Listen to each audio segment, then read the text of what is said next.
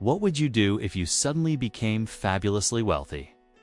If you're like most people, you might think about quitting your job, buying a fancy car, or maybe a private island. How about buying poison?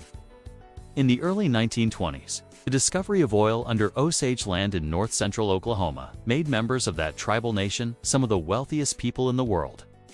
By 1923, the Osage were sharing what amounted to $30 million in royalties. That's nearly $500 million in today's money. The only problem was, they didn't know what to do with it. The Osage had been living on their reservation in Oklahoma for less than 2 decades. After being forcibly relocated from their ancestral lands in Kansas, Missouri, and Arkansas, most of them had never even seen an oil well, much less owned any stock in one. Suddenly, these proud, independent people found themselves holding title to vast tracts of the most valuable real estate in the world, and they had no idea how to manage it.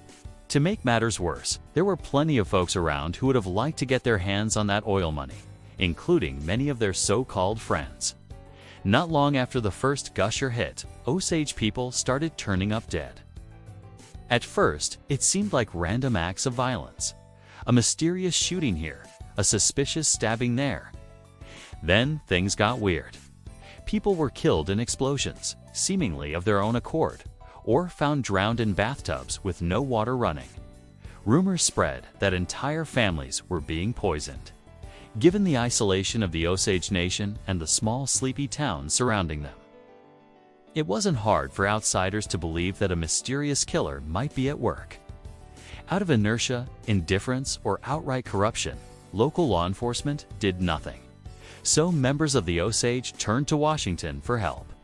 Appealing to what was still known simply as the U.S. Bureau of Investigation, the precursor to the FBI. It was headed by a young, untried director by the name of J. Edgar Hoover. To get to the bottom of the Osage murders, he dispatched his best people, including Agent Tom White, a former Texas Ranger known for his grit and determination. White and his fellow agents went undercover, posing as oil investors looking to purchase mineral rights from the Osage. What they found instead was a trail of deceit, greed, and murder. By 1925, scores of Osage had been killed. But White and his team were able to identify several of the white Oklahoma residents who had tried to marry their way to oil field riches. Among them was William Hale, one of the wealthiest men in Oklahoma. A prominent cattle baron and criminal since the days of the Oklahoma land rush. Hale had used underhanded tactics to acquire his fortune. He also happened to be the uncle of an Osage woman named Edna, who he married after her father was killed in a suspicious fire. Now, White suspected that William Hale had orchestrated his own family's marriage into the Osage Nation in order to lay claim to their oil money. And he believed that Hale had murdered anyone who stood in the way. With Hale in custody and his web of co-conspirators, the Osage rejoiced. But there was little time to celebrate.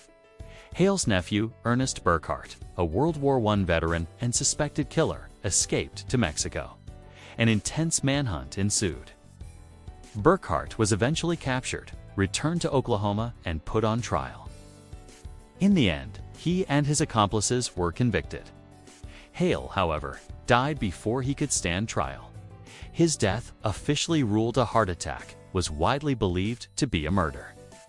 Many other Osage homicide cases from the era remain unsolved.